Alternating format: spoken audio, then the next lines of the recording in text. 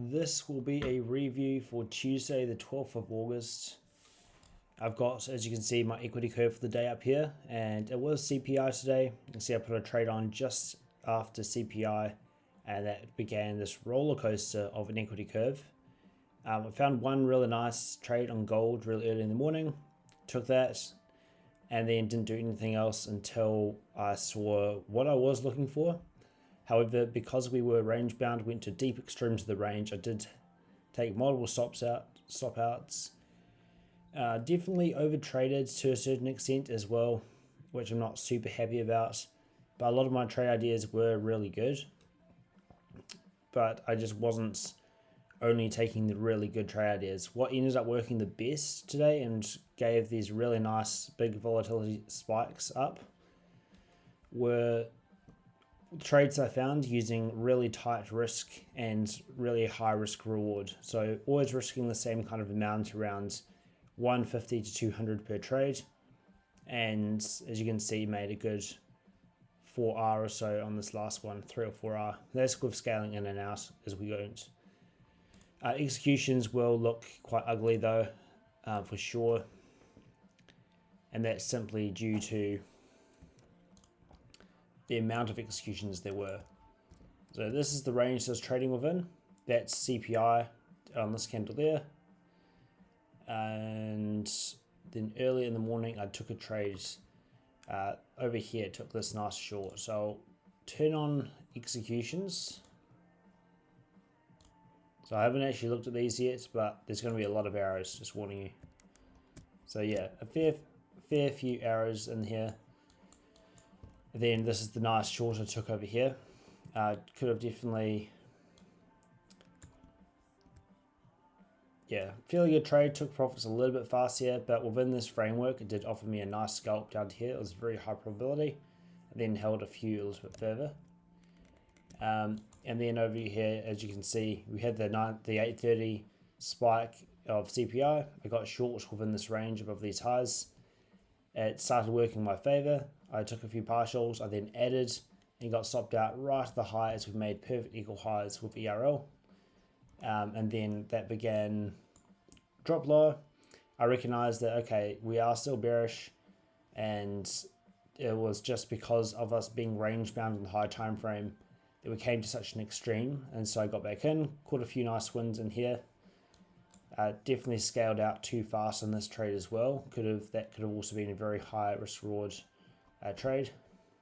Then got this aggressive push up, and right here, because it was so volatile, I actually jumped back in multiple times and took like a good 2 losses or 3 losses or so. Probably 2 losses in a row before eventually recognizing, okay, we're still not going to take out ERL. And sure enough, we didn't, and we rolled on over. And then I caught that really nice trade right at the end with this short. Stop loss was right above that high entry there. So very easy to get a nice profit when I'm able to recognize these high R situations. So I'm going to jump over to TradingView. I'm going to start off by doing my expectation, and then I'm going to look at what actually happened. And my expectation, if you look at the daily chart, range bound consolidation, we have just reached an extreme of the range, left all these lows last week. This is Monday last week, Tuesday, Wednesday, Thursday, Friday. As you can see, heaps of previous day lows that we ripped into on Monday. Now, because we are showing a lot of strength on the high time frame, I am favoring the long side.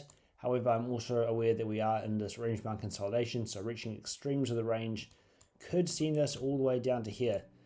We are yet to see if that is the case, but until then, I'm going to assume we continue upwards because we are bullish on the high time frame and showing strength, and we've just taken out an enormous amount of sell side. If I drop down to the 1 hour, I was actually bearish today, and I will mention why. So high time frame bullish, sure, Monday dropped down, took out all these previous day lows. But if we look below those previous day lows, I like to look for very obvious areas of liquidity. And to me, this jumps out. Perfect equal highs. As you can see, we've hit that. any equal highs or equal lows is an area where there's going to be buying and selling interest, and so willing and unwilling participants in the market. I really like what we've done actually. I made this low here, began moving away. It could continue up from here, but what I really want to see is if we can roll back over and into this new day opening gap, which is essentially the daily candle open that made this low, making this a daily bullish order block. So I really like the narrative of us dropping into these old relative equal highs, picking up any liquidity there and engineering more as we rally away. We might even reach up into this range and then come back down here. They could offer a very nice high time frame long. But the point is, I was bearish today because we were range bound in this area and I wanted to see us reach at least this level and below. The next part of my expectation that did play out was that the 7 a.m. wick, if we scroll over a bit, you can look at that. This is right ahead of CPI. So we did take out these lows, we tripped the sell side, and then printed a really long 1 hour wick.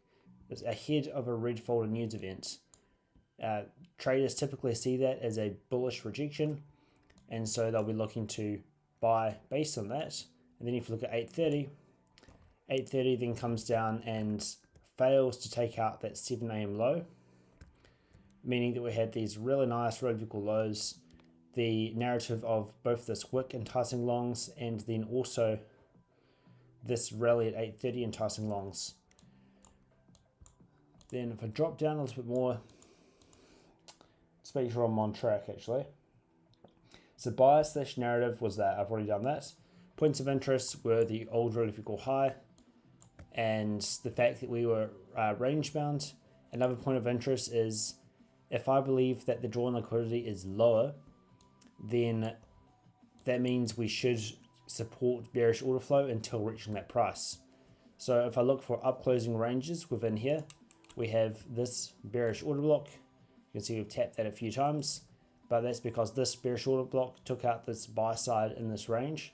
We then dropped lower, and then from this low, we were relatively range bound, and so just bouncing between those premiums and discounts. Because we're consolidating, also expecting expansion in the direction of the prevailing trend, which is lower. We get that at 7, but then when we retrace, it retrace super deep. That's what knocks me out. However, yeah, continues pushing lower. So points of interest were that I didn't expect these highs to get taken out, and that was my point of interest to the downside for us to reach down there. As well as the narrative behind the long wick and 8:30 also enticing in that direction. So I was very confident with this being a short. Just wasn't anticipating such deep retracements.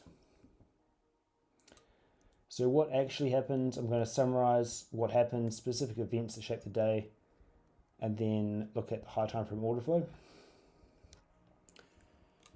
So in summary, continued consolidating, engineering this internal range, then creating the narrative going ahead of 8:30 CPI, and then also at 8:30 that we are bullish by printing wicks and enticing longs.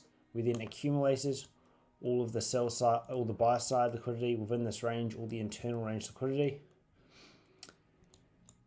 Traded lower to a deep discount, ran once more up for a very deep internal range liquidity before rolling over, remaining nice and heavy. This was actually a beautiful short as well, because if you look at this, we have this really aggressive spike up here at 7 a.m, then 8 a.m, and then over here as well at 9:45 a.m. Big green candles, and then we all from the same kind of level. Anyone who's bullish, they're seeing this as very, very bullish, and so as you can see, as we begin to melt lower, it just keeps on making lower highs and just eventually melts. So if you are going to take a breakout, that's the kind of area a breakout short would work beautifully, because we have all that narrative behind us and a lot to say that there are traders on the wrong side of the trade, and you essentially just want to be twisting the knife against them. So they are the specific events that shape the day really. Those aggressive rallies up, and yeah, So high time frame, order flow and sentiment going forward. As I already mentioned on the high time frame, looking for the bullish order flow. I'd like to see if we can hit this bullish order block first. But I like how we did drop down into those old relative highs, like I mentioned. And I'd expect us to continue higher from here. But ideally, I'd like to see us come down once more just to hit that order block open. But if we don't, and we do just continue pushing higher from here, that would also be interesting. What would tell me what's the case is if we do run up into a premium of this range, I'll be looking at a premium from the high down to the low.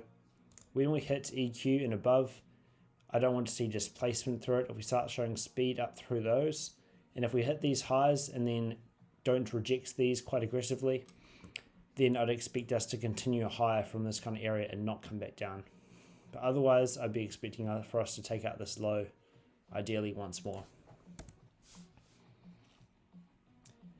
The influence of the economic calendar today.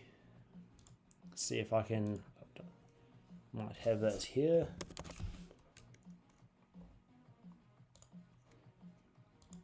So obviously it was CPI, and with it being CPI, that's partly why we saw this range-bound price action. And if you are ahead of a big high impact news events like this, and you recognize this kind of really range-bound consolidation, you can quite confidently take shorts and longs from each extreme of the range. So that would have been a really nice thing to do in the overnight session. That's about all the influence. Now trade breakdown. So first trade I'll go over will be this as a short. So this is if we look at the 15 maybe. This was just after 4 a.m. Let's try and get a nice time frame that shows what I'm looking at. So you can see the 15 minutes. We had opened up the day here. We printed no wick on the daily candle and failed to take out the previous day low. Traded high, consolidated, dropped down to a deep discount, but still didn't make a new low on the day.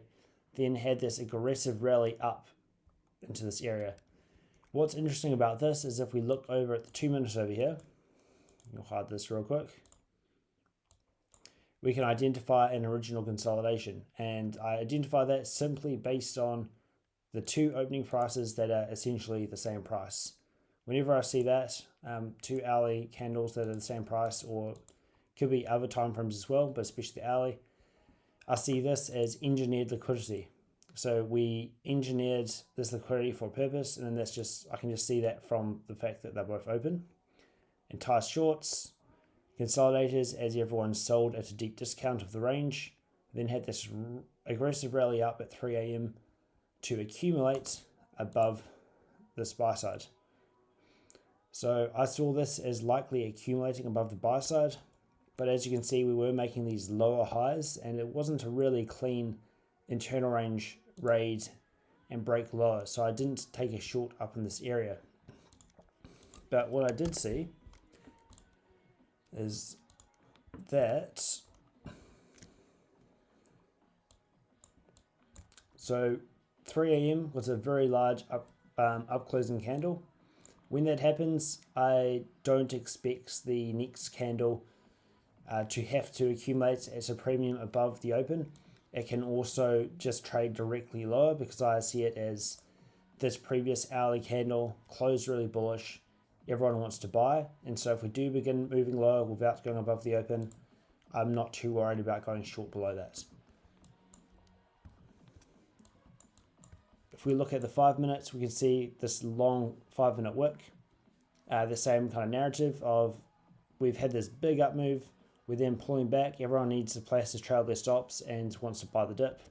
So when we do print this long wick, I see that as a area that would hold price below it, with the idea of traps longs. So you can see we print that wick, aggressively move down against it afterwards. We do trade above the midpoint of the wick, which is around about here.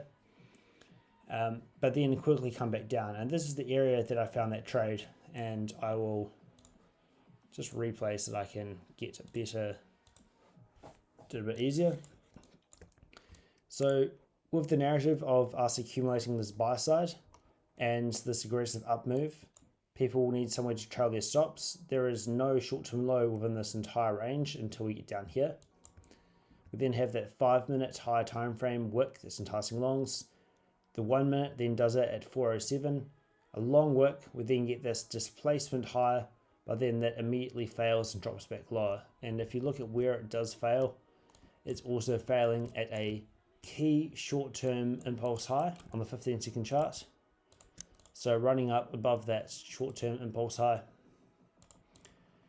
rejecting it really nicely. And yeah, so at this point, just trying to remember exactly what I was looking at right there. But if we head back over here, you can see where I did enter. I don't actually use the GC chart for doing analysis because it's a lot of the time very uncorrelated to what gold is actually doing. But yeah, sold on that candle just here. So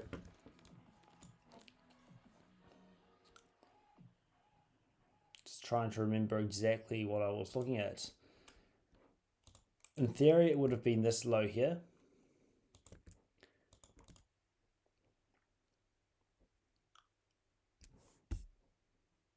Yeah, it must have been. In hindsight, this would have also been a perfectly good entry just in this area.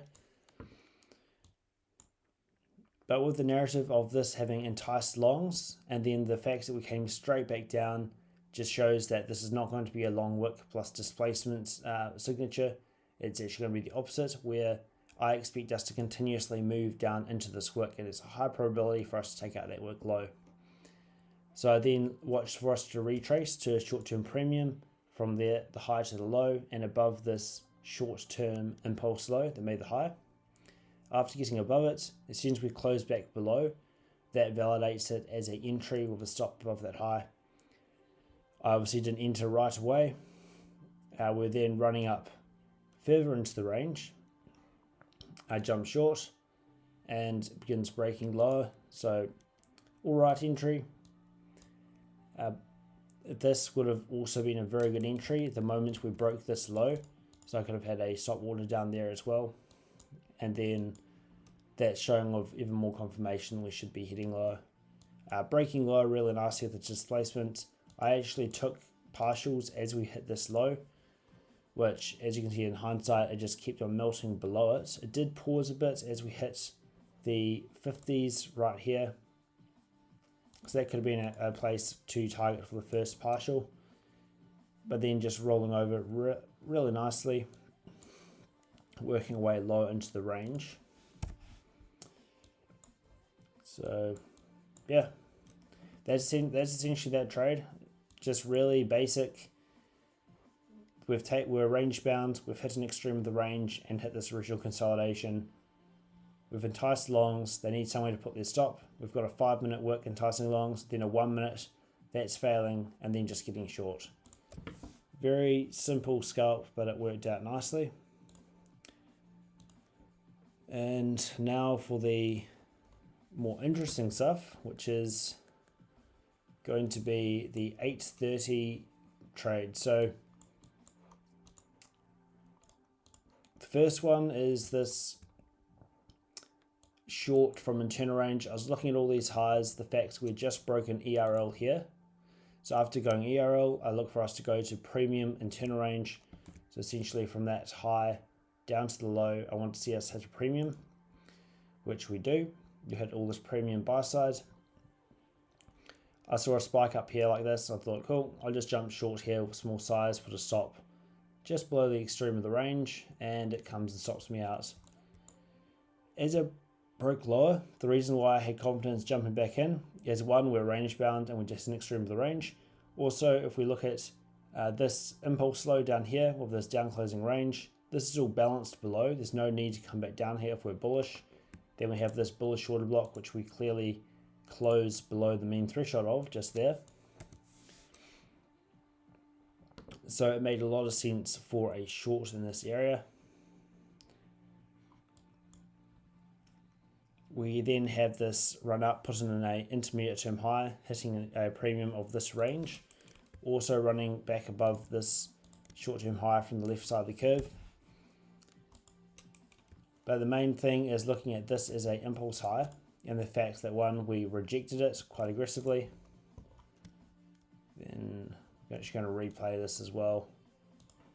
It's a relevant price action. But after rejecting this high and aggressively dropping lower, we've put in that intermediate term high. We make relative equal lows with this impulse low,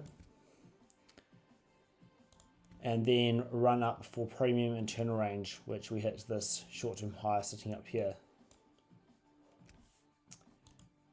Just want to actually look at my executions again, because like it is kind of a bit of a blur for me, which tends to happen after you take this many trades, push this many buttons.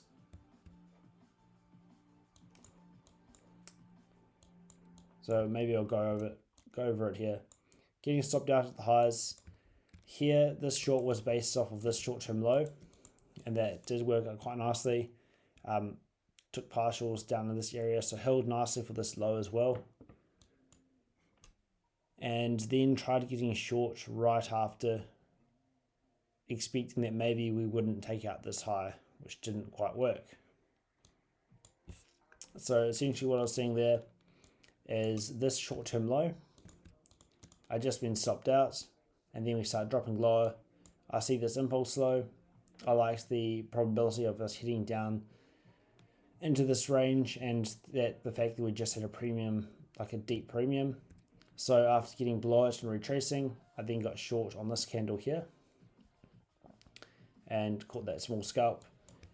Getting short in this area here was obviously not ideal. I thought maybe we'd be leaving a breakaway up here and just continue melting into all these smooth lows. So I didn't really want to miss out, so I jumped back in.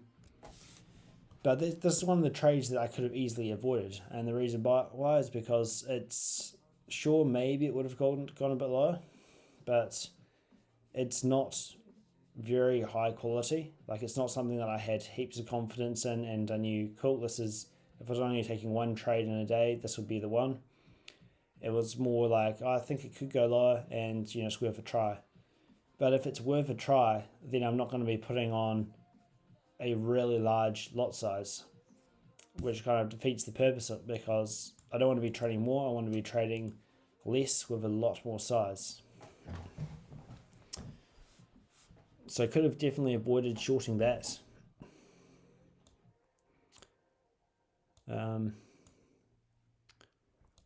Then shorting this internal range up here. But there's a lot of getting in and getting out throughout this area. As you can see, going short all the way down here, they got stopped out with this run up. So what I was looking at there is exactly this short-term low. The fact no, it's actually this short-term low I was referencing. So I saw this low as if we're bullish and we hit this low, I'd want to see us reject. So we get below it here, we then retrace and then close back below. So I figured, cool, I'm going to get short. And I'm just going to put my stop loss really close, just up here. Consolidates and then runs, tags me out before moving in my direction without me. So that's what happened just there. Then dropping down into all the sell side. So in this area here, I was expecting us just to melt down to this low. I was also very aware that we were hitting sell side and we were at a discount, but I did go short. Then got stopped out because I trailed my stop down, and then jumps back in at this short-term high, thinking that we'd leave this fair value gap unfilled. So I was looking at this long wick here. So this was a trade that fits the signature I was looking for. I was looking for a long wick to print and then a fair value gap following that. and to me that signifies heaviness. I could recognize this being a first stage of the market maker model, putting in an intermediate term high, and this would be second stage, and so I figured second stage should just keep on dumping. However, second stage did play out, but as soon as we break this short-term low, then it no longer has to continue for the market maker model to have played out. I was looking at this range up here and thinking, okay, well, if you look at the 15 minute and the 5, it looks like it might want to take out one of these 15 or 5 minute highs. And you can see that's right here. If we drag it across, we have this 15 minute high and then the one to the right of it slightly below. Usually you'd want to see that one spike above that one, which we didn't do. So that's a lower high than that one. That's the first thing that jumped out at me. And then on the 5 minute, we had a similar kind of situation where we had these lower highs. So as we ran up here, I didn't take this. I was just watching. There was no shift on the 15-second in here just yet. But then when we took it right here, we did get a shift right in here on the 15-second, which I'll show you.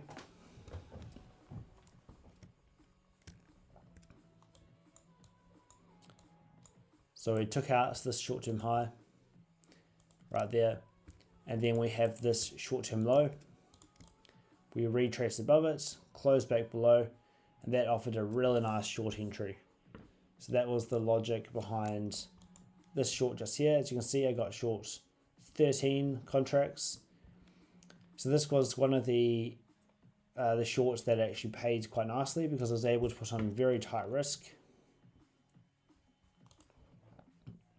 Essentially going shorts like that.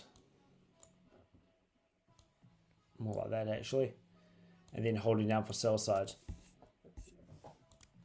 You can see that I took 2 off quite fast. And then as we worked our way down into this impulse low, took off a few more, and then was holding a few more on the way down here. So looks like I had 1 sell on, 2, 3. So 3 of them I held all the way down to these lows of the 12. And then the other ones I just took off as we moved our way lower. I need to get more systematic with how I hold onto these particular trades. Because they can, like as I've seen today with how my equity curve went negative for a bit, then it had these big spikes up to the right, which was really nice. That came from these kinds of trades, having a really tight risk and making, a good 3R or so. Was not expecting this big push up. This is becoming a bit more of a trade, like a review of my trading rather than a specific trade breakdown of a trade. So I might actually not talk through that anymore. I'll simply jump to this short, which is what paid me nice at the end. Big volatility spike, and I was jumping in and out. But then we start moving our way low. So as we're moving our way low, I'm recognizing that we've got this impulse low down here. Whoever's chasing this big spike up will be needing a place to trail their stop. So using that same kind of concepts. We also didn't take out ERL, so the structure is still bearish. Pushing down low. And what I saw was how we have, if you look at the 15 seconds, initial pullback, we have a short-term high, and then a drop down, an intermediate term high put in here, and then that breaks low. Once we did that, you can see we have got this short-term high at a premium. That's an impulse high. And if we are going to remain in a bearish trend, this high shouldn't get taken out, and you'd want to see a clean rejection from this short-term high. We then trade back up, and we do get that very clean rejection of that high, dropping aggressively back down. And then I looked at for the short-term low before that leg that ran up, and recognized that, okay, we've traded below it. We've clearly retraced back above and then broken down back below. So as soon as we got to that, I got short with a nice tight stop loss like that. And just trusted it. I just sat through this. Sure, we ran up on this short-term high there. but I just sat through it. I had my first partial set for just before this low, and then that eventually trades low quite nicely. Then as we trade back up into the range, I've now started trailing my stop loss using the 2-minute trailing stop. So the 2-minute trailing stop is essentially at the whatever 2-minute candle. So if 52 is a even number, meaning that's a 2-minute candle open, I simply trail my stop down to there, and I had taken a majority of the size off at this point because we hit this short-term low, and when we hit that short-term low, I recognized we were likely to reverse temporarily. So when I came back up here, I had already taken off the majority of my position, which meant that I was able to add back on something up here.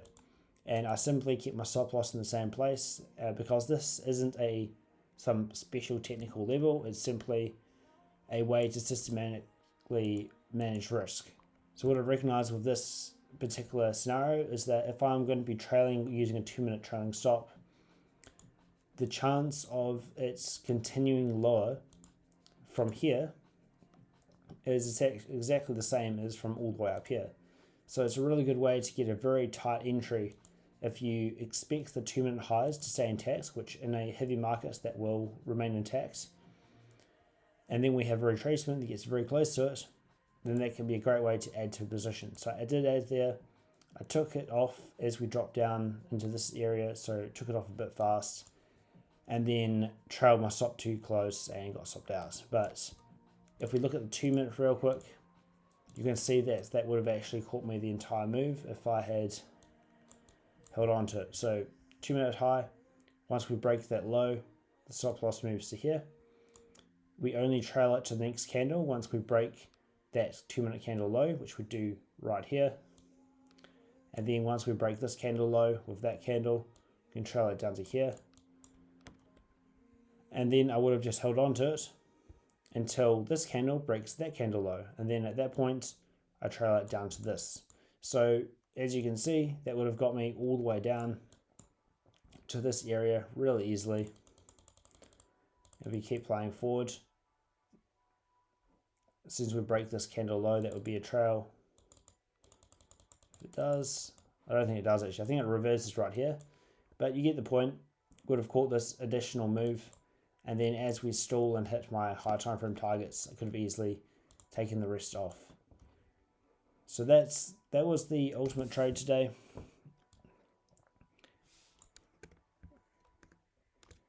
And I didn't even have that much size on, but it was fairly volatile. Like it was still from there to my stop was still a whole 2 points. So it's fairly volatile.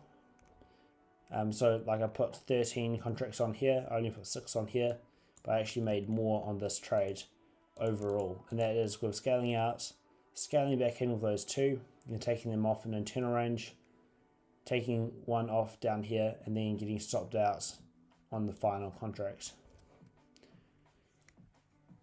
So that was a bit of a prolonged breakdown. Might cut a bit of that out.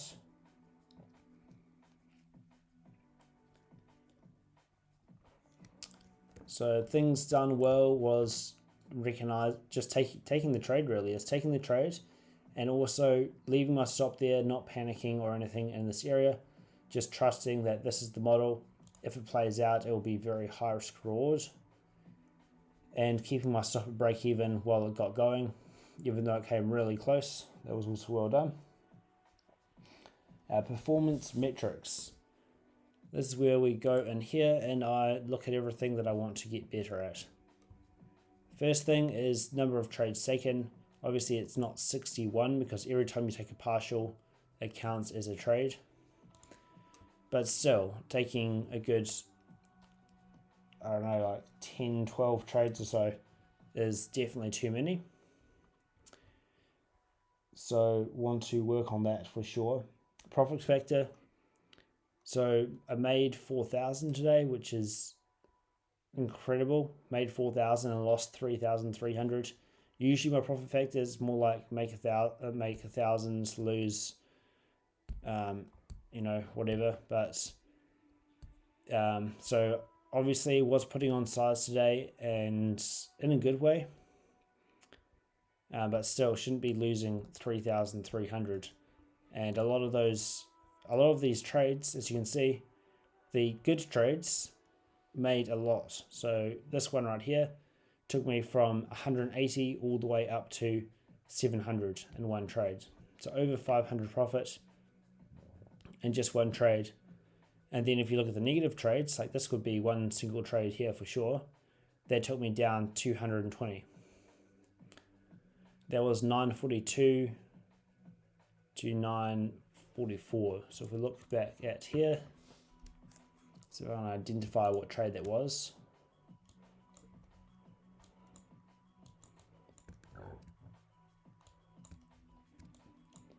So 942, yeah, exactly. It was this big spike.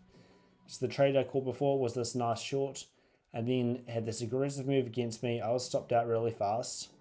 I then got short as we ran into this internal range, thinking, oh, maybe it'll just come up here and then go lower. It keeps pushing, so that's one entry with just two lots as well.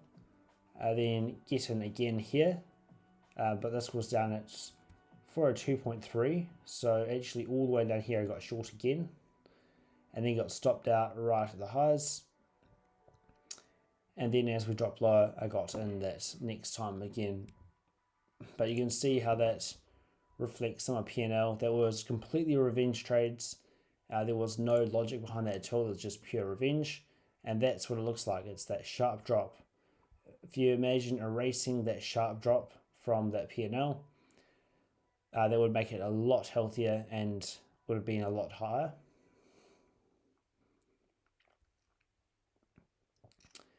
So yeah, ideally what I should have been doing today is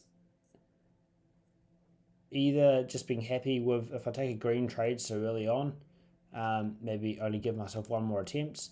On this trade right here, I could have actually finished up over 400 on the day quite easily, but I decided to hold on to it and it didn't quite play out. I didn't actually trade NASDAQ today. I was looking for a short, and my regular trading hour trailed stop short did play out beautifully. I just wasn't watching it closely enough to get the entry, but I will backtest to see exactly where that trade was. But already I can see we had this nice SMT. Just wasn't that much in the way of an entry offered here, even on the 15 seconds. So potentially would have had to be a scalp in this area down to the lows. The only pattern I can think of right now is that I've seen this before. Big spike in volatility, and I start just jumping in without really considering if it's a really good risk reward trade. I need to rewire my mindset so that when I get these aggressive high volatility moves, I want to see it as something that piques my interest, as in, like, I get really excited to just sit very still and see how it develops, because when there's a big spike in volatility, there are other people who also feel the same emotions and are just emotionally buying and selling. So if I sit out of it and actually wait for a few minutes, then it will start offering a really clear narrative of who is offside. So it's an edge I could actually have. For reflection on psychological state, as you can see, overtraded a bit. I wasn't on tilt or anything. I was a bit tilted yesterday, but today, not on tilt. But also, every time I took a trade that I knew wasn't ideal and got stopped out, I didn't feel too good about it because I was taking too many trades. Like, if I was just taking one trade here and then one trade here that lost, then one trade here that won, I wouldn't worry too much about the loss. But if I'm taking, okay, winner, okay, I'm up heaps, okay, loser, okay, now I'm down, okay, now I'm up, now I'm down, and then taking so many executions, trying to do the same idea, it gets, it just doesn't feel healthy. It doesn't feel good. So just need to work on my selectivity. I've been trying to do that for ages, and I have got to points before in the past where I've been able to just take 1 or 2 trades in a day and be fine with it. So I need to get back to that state. So lessons learned and next steps. So the main takeaway from today, I think, is just the fact that this trade right here, so that trade and this trade both made my day, and that was simply because they were high R. So this one was in fact I even got short here. That's a pretty high R. If I'd held the entire position, that would have been a 3.8. And then this one here as well. This could have been a very high R trade, but even just scalping down to this still easily made me 3R, and then scaling into it a few times. But finding these very tight setups, they are worth taking, especially if I actually let the position work for me. So that's the main takeaway, is recognizing a quality trade and actually taking it. Like even some of these other trades in here as well, like this one, that was the exact same setup. That would have been a very high R trade, and it did come back to the break even at one point, but in any case it could be worth taking more of those kinds of trades. And the next takeaway is being very aware about these spikes in volatility, and how both on this occasion here we are trying to getting in again, and on this occasion here, if we get these big spikes, I want to be observing and waiting for the lower time frame narrative to confirm what I'm looking for, which is that we are going to melt lower. Adjustments for tomorrow. So as far as risk goes, I adjusted this today just to make sure I didn't go into negative and put trailing on. For tomorrow, I do want to have this setting at around 500. I don't want to limit myself entirely, but this does need to have something in it. And I will have trailing.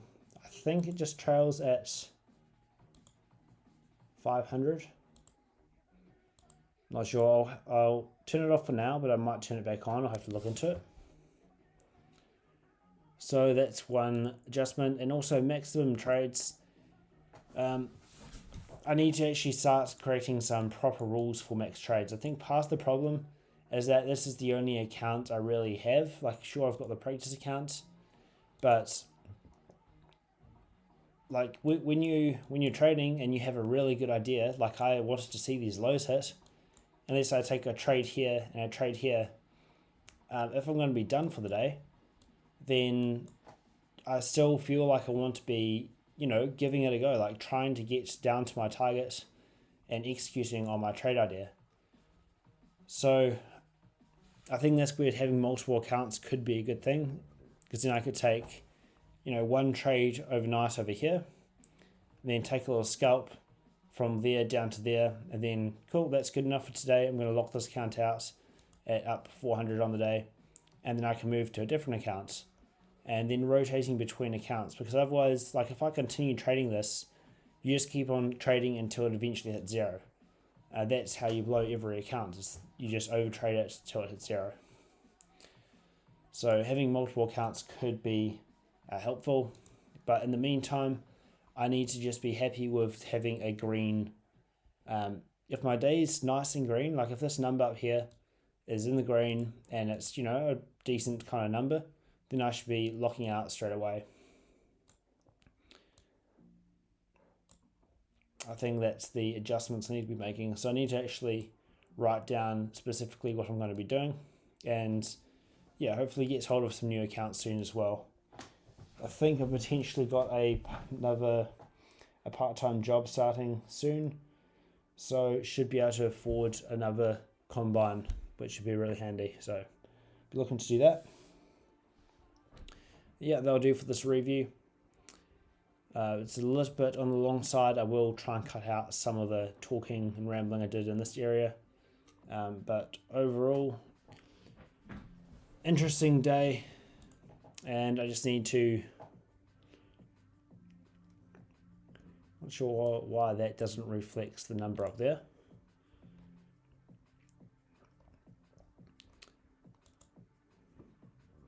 Yeah, interesting day. I shouldn't have this many data points. There should just be a few trades.